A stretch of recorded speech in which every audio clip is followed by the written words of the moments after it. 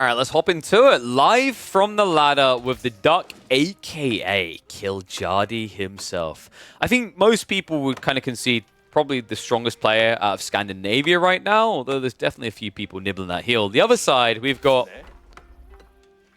I hate you guys. Otjar Habin. That probably wasn't even remotely close. The guy in the red, playing as the Byzantines... seems their account shows up as from Taiwan. Maybe they found a VPN, or maybe they actually are really from there and they're just trying to mask that. But they're about 140th in the world right now. Kiljadi, on the other hand, I don't think needs too much of an introduction to people. We're all familiar with him at this stage. He definitely gets a lot of camera time here on this channel. The player on the other side, though, they've been ranking like 200th each season, so I was kind of curious to see what they could do. Byzantines versus Chinese is definitely a matchup that would say would favor the Chinese. Typically, when we've been seeing it, it's quite often more claustrophobic maps like Coastal Cliffs, where it's kind of more obvious that China doesn't have options. On a map like Dry Arabia, options can be good, and in fairness, with a spawn like this, there are ways that China could play this, right? So if you're wondering why is Byzantines favored in this matchup, there's a few reasons. So the first is actually the Lombo detail. Like early Lombos, really annoying up against the Chinese. You're able to just kind of pressure the economy, push them back, all the while taking up behind. And Varangian are really strong as a follow-up play. But not just Varangian. Typically, the way that China tries to defend against Varangian is to get Nesta Bees. Very difficult to defend with Spearmen into Berserking Varangian. But then even harder to defend with the fact that usually the easy follow-up play for a Byzantine player is to switch from Lombo Contract into Landsnecks, which wipe anything trying to defend Siege or repair it. So I've seen quite a few games of China and Byzantines, and this is time and time again being their downfall, which has me wondering, what is Kiljadi's solution? Do we, for example, see him lean into an earlier phase of the game? Do we maybe see him go pretty hard in the Feudal Age? Can he go hard in the Feudal Age? Because, I don't know if you guys have noticed this, but I feel like China's feudal pressure play has been falling off the side of a cliff recently. There are some plays that involve horsemen, but most of the time it seems their goal is still to get to castle as quickly and cleanly as possible. Grand Winery opening. We have already got the Olive drop down. Can we just agree? Like, guys, you're willing to agree with me. I mean, I've seen the comments. You guys like, yeah, shoot Byzantines. Get them nerfed. OP. Pew pew. So you'll all agree with this. We should most definitely, 100,000%, nerf olive groves. These are by far the best farms in the game. They give 20% more than any other farm in a different form. Actually, 32% when you put them next to a Grand Winery. This is a Civ that gets a buff gathering rate anyway, so they're already better than standard farms. And on top of that, they cost 60 wood. And if that wasn't enough, when you build one of these, you get 8 stone back as a tax rebate, which equals out to almost a 15% additional discount. That's insane. I don't know how olive groves were allowed to get to this point, but I do know that it can't be allowed to exist much longer like it is. I hope the devs have a plan for it. I wonder what you can do. Like the tough part is maybe it has to have a unique element where it doesn't give the stone for a start. I think you genuinely just make them 75 wood. 75 wood is a very good baseline start nerf to try and fix this particular eco advantage. Olive oil needs a nerf. I don't know if the olive oil per se itself needs the nerf. I think there's two things that stand out to me that need a nerf for the Byzantines. It's A, the cost of the farms, because farm transitions are too easy and too beneficial. And B, it's actually this. This is too good. Conscriptio is way too effective. I wonder if maybe there's a world in which the gathering rate should be a toggleable, but that probably just doesn't work because then no one ever uses Conscriptio or Dialecticus. But the biggest problem is like the Olive Grove transition is too simple, and then the follow-up flooded units are too fast because of Conscriptio. Conscriptio inflates your army way too fast. Like, have you guys not noticed how many games just end in a fast Castle Varangian build? Why? Not because Varangian are technically like an S tier unit. They're really not. They're right. If you think about it, if you actually just draw out the strats, and sit down and think for a sec, Varangian are more like a mid-tier men-at-arms. They're not a top tier. What makes them OP is they always have numbers because of Conscriptio. Look at this build from red, though. We're actually getting the Horsemen coming in. Pretty cool reaction considering, look at what came on the other side. We mentioned that you can't just rush castle. You also can't just double TC. So what did Killjardy do? He tried to find a way to play now. He's building into archers. Yeah, I'm a little bit shocked at this choice, actually, out of Killjardy. I'm not a big fan of it. The most popular play right now that's quite sustainable for China in the early game is actually to open Horseman. And it makes a lot of sense here, right? Your opponent should be going for a range contract anyway, so you already counter something. And if you just scouted, you know that actually you can mirror out the Horsemen here and maintain their numbers.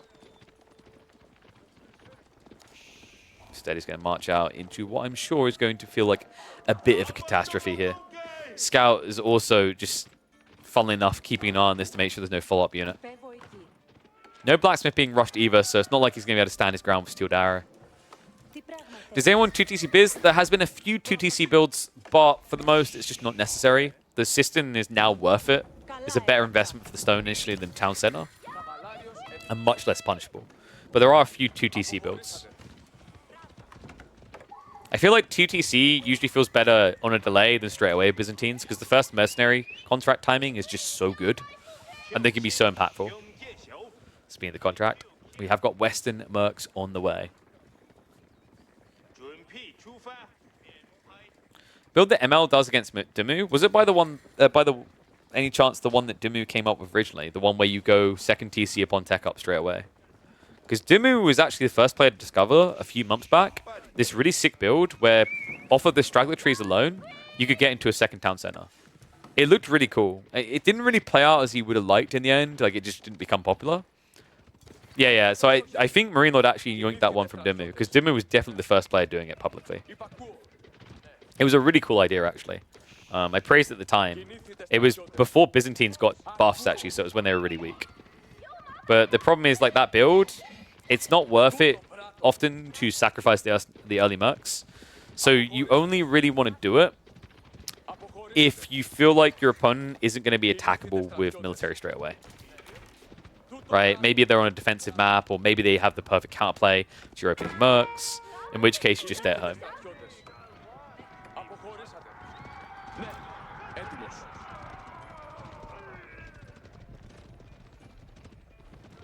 His horseman showing up, and it looks like we have got horseman added in. So this is what I want to see from Killjardy. Honestly, like, the state of his game is looking a lot better than most Chinese players at this stage. He didn't even go Barbican, which is really important here. Is H3 very good? Yes. H3 is, like, one of the most generically applicable civs in the map pool right now. Dimu was Malians and Marine Lord was Biz. I could see that working. Because, like, if you go horseman, the Malians can't come out of their base, right? And yeah, so in that matchup, you always want to be aiming towards 2TC. 2TC is very popular against Malians because they hate 2TC. Because what you do is you have to remember Malians have a premium army, and if you go on 2TC and you start scaling army, well, they have to build something to react to you. And anything they build is more expensive. So they just end up behind as the age treks on. Jadi, sizable army in position here, though. A lot of food is starting to be stockpiled up, so we might be looking at a trend towards castle. I think he's actually paranoid that is what Red is doing here. We can see that's not the case, though, right? Like, Red is not really holding much back. Hasn't got many olive groves set up either, and is quickly running out of sheep and berries here. That's actually important. So if the dart positions here on the tree line, he's going to block the deers. He can even start to wrap towards the deer berries. So very important, actually, that Red scales and pushes him back right now.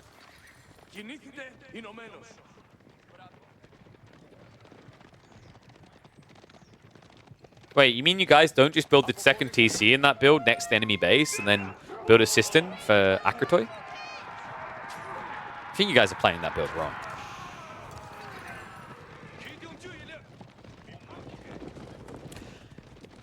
Guys, why has no one ever just... God, you hate me for saying this. Why has no one just ever, like, done 2v2s with Abbasid Chinese and, like, the Abbasid player sends his villagers? Wait, no, screw that. Scrap that. Mongols and Chinese. Where the Mongol player just sends the spearman and the Chinese player just sends the villager to build an outpost. Why is no one doing that? You guys need to get on the 2v2 ladder. I don't know why I'm giving these ideas. I guess I'm just trying to bolster team gameplay in RTSs. I'm doing my part by apparently inviting outpost rushes into team games. More Lombos on the way. Limitani being added in. Ooh. Remember what we said about Red's food issues? That's only going to exacerbate the problem. 80 food per. Remember, usually it's 60 food. Now you think like Limitani kind of sounds broken when you say 80 food, 10 wood. You're like, wow, food's permanent. Not at this stage in the game. Limitani are actually very hard to justify, let alone scale in the early mid game, because you just don't have permanent food.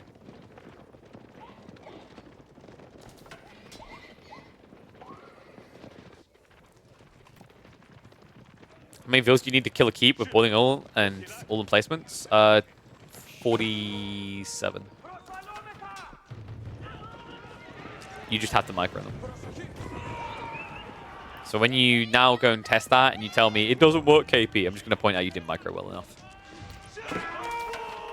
It's kind of true, actually, because you can actually trigger the boiling oils at the very edge of range, so that only like one villager gets hit and the rest run in. Raid coming in, though. Big one as well. Not enough save points in the TC. What a sick dive. On the other side of this, Red, he's so busy panicking, he's not doing anything. What? Dude, he's just been completely unraveled in one move. Okay, this is absolutely huge. Sick raid in by Yellow. Does lose a few of the horsemen, but no move made whatsoever by Red. Looks like he was waiting for the Lombos. Unfortunately, that's going to cost him dearly. You can't wait for Lombos here, folks. Horsemen simply have to make their move. Now it feels too late. Rack's also getting added in, so Yellow already anticipating that he'd lose a Cav battle now. I think Red's in a bit of trouble. It's a 7 eco lead overall for Kiljardi. Some of that is, of course, going to be Taxmen. Can at least be a bit of return fire here coming in towards the villagers. No Expilatores, so no quick kills. Should be able to get all three in the end there. Oh, Seek Shelter, dude, no. If he kept walking, he would have got at least one back to the village, but that Seek Shelter across the outpost cost him. And yes, they're making Archer of a Chuganu because he couldn't afford to get Barbican here. If he did, he would have lost the game. Raid now in deeper. Red, oh my god. Kiljardi playing a game of chicken, and he's about to get roasted. I mean, you don't slow down here. Like, the one mistake Red can make is walking out. He should be walking in. Instead, he hesitates. Lombo's just going to idle up over here. He's trapped 8 villagers inside. After the first strike being made by Yellow, the decisive one may now be made by Red.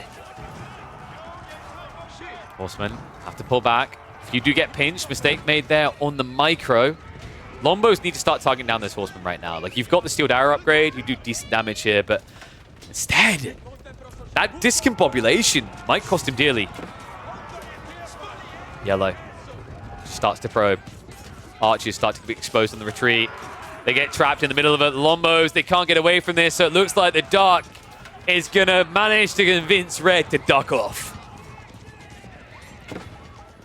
Ooh, this game is swinging, and I love it. Yeah, that was wild. I think Red, you know, Yellow made a very ambitious punt into the enemy base before. Red, even though it was a bit slow, did actually read it in the end to punish. But the biggest mistake by Red there is, you know, if you want to go for the village, go for it straight away, right? And actually, you know, commit onto the horsemen, bring the Lombos forward to attack the horsemen. Don't do this lopsided effect where the Lombos attack the village and then your horsemen engage with the enemy army.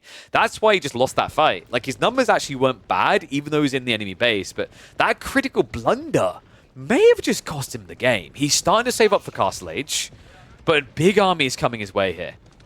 Archers plus horsemen, a good answer to Limitane waiting.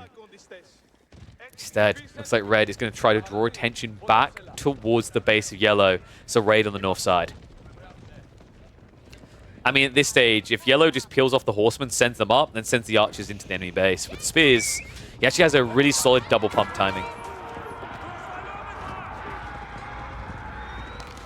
Now, Red, in theory, should be able to get his tech up here. He has actually insulated himself quite well with the walls. Olive Grove count is really good, up to 20 right now. So if he can buy a little bit of time and gets a handful of Rangian out, Yellow could be in trouble. Horseman will better get back behind the walls though, so does Yellow sense it? it looks like Killjardy has stopped all production, so we should be seeing a castle race between the two. Remember what we said about what happens when you get there, though, right? One side tends to just go straight into Varangian, the other one is stuck with comps that don't work, right? You don't want to be building Spearmen up against potential Landsknecht, not to mention Lombos. You don't want to be building Palace Guard against Varangian and Landsknecht. Because those front lines die so fast, you can't really build Nesta Bees in a rush either. Looks like for the time being it's going to be Barbican. So we'll unlock the song, but I mean, this is a very late Barbican.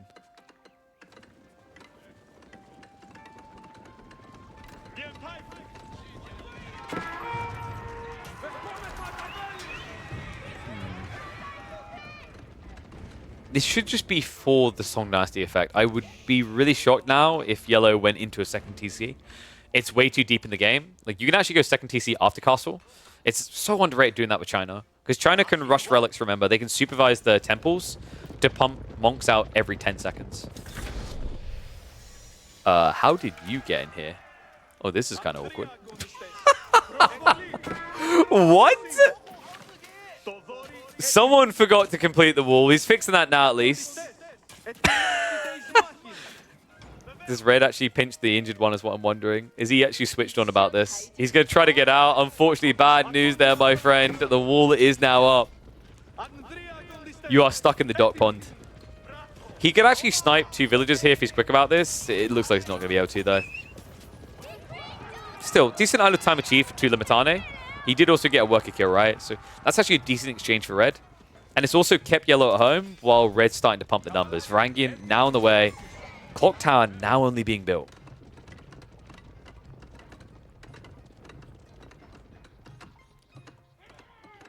We have got a second monk already being queued up, so relics are being targeted. Yet the big problem for Yellow now is he needs the horsemen here to defend, because archers alone will get ran down by the horsemen, right? But the problem of that is you're not stopping relics from being hoovered up. Like, actually, Red has a really solid few minutes ahead of him now. Spearmen also arrived. They are vetted. Flash comes in. Killjardy, this is not a fight you can take. Horsemen maybe, because they're still in feudal age, but the Limitane will just run you through in time. Longbow count is at least low. It's going to be a back up the choke point. Nesta Bee's immediately queued up here, so Killjardy needs every tool in his arsenal to try and hold on. Red will have to reset, but with Varangian now starting to shuffle outwards, it's going to prove to be a problem for Killjardy if he wants to fight out onto the map.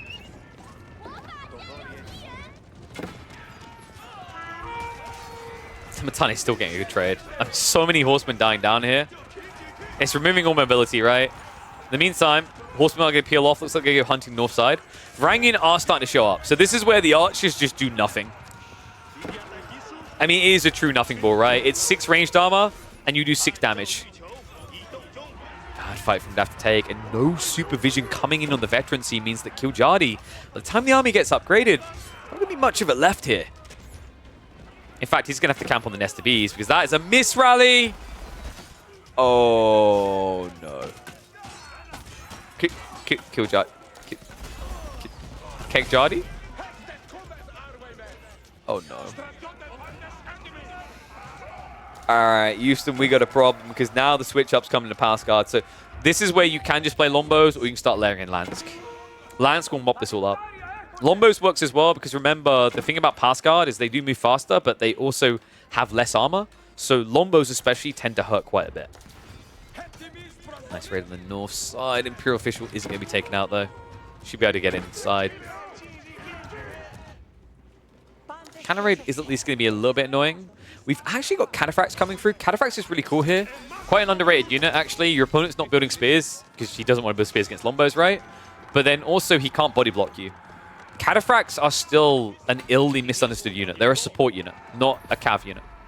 Well, okay, they're a cav unit, but they're not a knight, is the way I would like to put it to you guys. They are meant to provide support elements. So later in the game, it's a damage debuff, right? But at this stage in the game, they are kind of like a melee Springald. The reason is that with Trample, they just shoot themselves towards the siege. No, they're not even thick around men-at-arms, right? Because like, if you're against Spearmen, you don't feel thick at all. You just feel thick for building them. The whole idea, though, is like this army, right? If there's an STVs behind this, I can't reach that nest of bees. If I try to go around with men-at-arms or go around with knights, he'll back up and stand on it.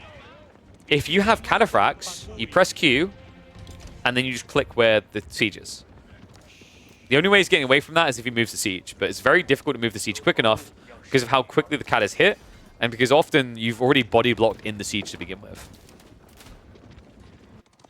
People really underestimate the power of mobility, especially repositional tools, right? It's why, in theory, like something like Shinobi could have very easily been completely broken because Shunshin breaks a lot of the standard logics of pathing and preventative play, right? Like walling, for example. Cliffs, tree lines, like all these things mean nothing to a Shunshin Shinobi.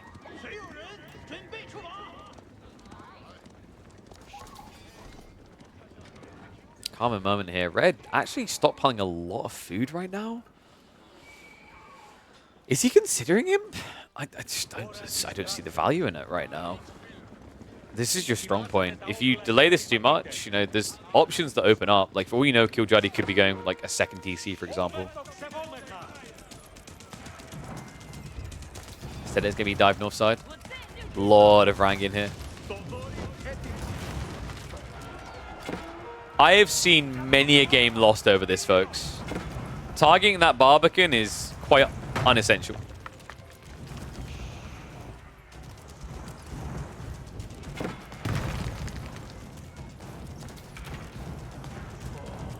I feel like the weirdest part to me is you're targeting the area the food's already been removed. What about the area where the food actually is? There is at least a few Varangian raiding in there, so nice little strike on the backside. Looks like he was actually catching Killjoy in the middle of stone gathering, so we might have been at the point where Killjoy was looking for that second TC. Meanwhile, Barbican does go down. This is looking vicious. Reminder, this guy is an unknown from Taiwan. They're ranked like, I think, 147th we said this season, and usually they're ranked around 200, 300 in the world.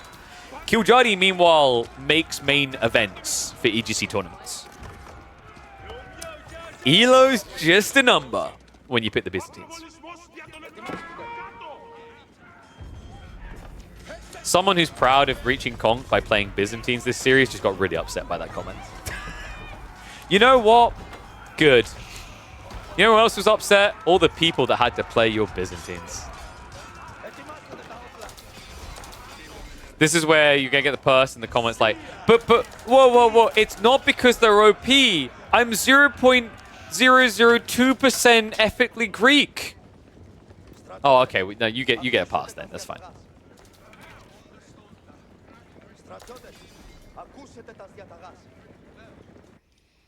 Army ready to march in though. Lombo Varangian and more Lance coming.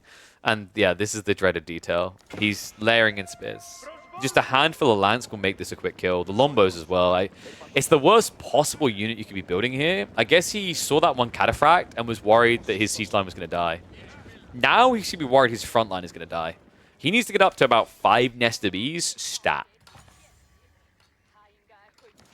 Teardrop Shields also just came in. Remember that as a damage booster for the Varangian. They attack much quicker now. Limitane, the few that there are, they're going to have the extra movement speed. In fact, it looks like he's adding in extra ones. Makes a lot of sense. He's sitting on way too much food. It's kind of crazy the way that Red is dominating this matchup, but it shows you just how Byzantine favored it is. Right? And the reason I'm saying it's crazy is like he's floating 4,000 resources and still winning so convincingly. Guy needs to build more units, man. Like at this stage, with this type of economy, you should be at 200 pop.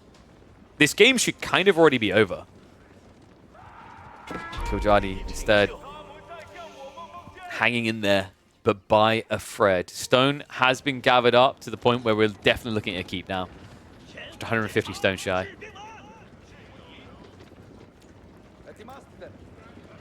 I don't like the level of hesitation out of Red. Like, he could have actually ended this game by now. Is he going for the backstab? Line formation set up. Lombos are striking in. Varangian groups coming back around. Landsnake are starting to be a bit exposed, but just a few cleaves is all you need here. Nest of Bees looking for a good flurry, but hitting the Varangian may not be the way to guarantee it. Northside wave is being held back. Nest of Bees are now being reached though, and the Lombo split is good enough. This game is over. Killjoy did not stand a chance. That was absolutely brutal, but deceptive, right? Palace Guard not as tanky as Standard Men at Arms. The Spearmen kind of inflate the numbers in a disingenuous way. And Archer Mass at the backside is never going to win out against Rangian like this. It just felt like this was always driving itself towards one conclusive outcome. And now that outcome is undeniable. 75 military to 18. The Byzantines still in a position where they could basically go Imperial Age at any stage in the game. Instead, Red is going to full-on send it.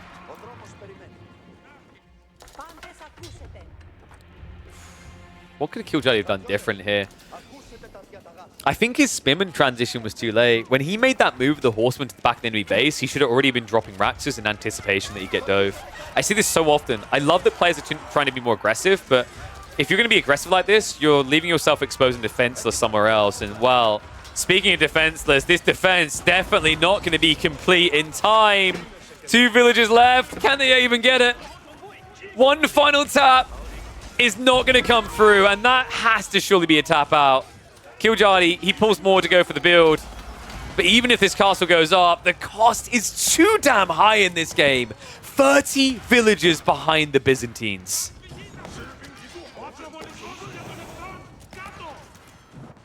God damn. And what? Kyro Siphon pump into a GG, I imagine. Killjoy isn't the type of player that often just waves the white flag straight away. I think we're very clearly seeing that here, but it does feel like it's inevitably coming at this stage.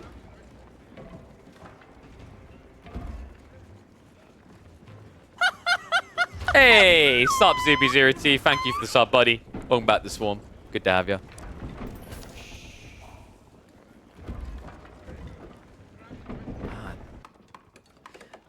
This is definitely a matchup that has been perplexing a lot of players, though. I haven't seen a single good solution to Byzantines from Chinese yet. It's why when I was talking about like power rankings, I actually put Chinese ahead of Byzantines, and some people were like, what? It's like, I mean, well, you know, like, yes, Byzantines beat them, but outside that matchup, like, China has more flexi because they can play water maps as well. Like, Byzantines is just behind them because they beat Chinese. But, like, the reality is, you know, China is a good all-rounder civ, Byzantines is a land-specific civ. But if you draft and you give China over to get Byzantines, you know, as long as there's not too many water maps, you should have a smile on your face because you are favored. Flamethrower boys now in. Castle down to half HP already. Nestaby's down. I mean, this is over. Cool game. We might have to check out more of, what was the name? I'm not even going to try to pronounce it anymore. Red is looking pretty slick right now. I mean, Byzantines, you know, it's definitely not the hardest matchup for them to execute, but can't take anything away from him. Cool to see the unexpected pie winning.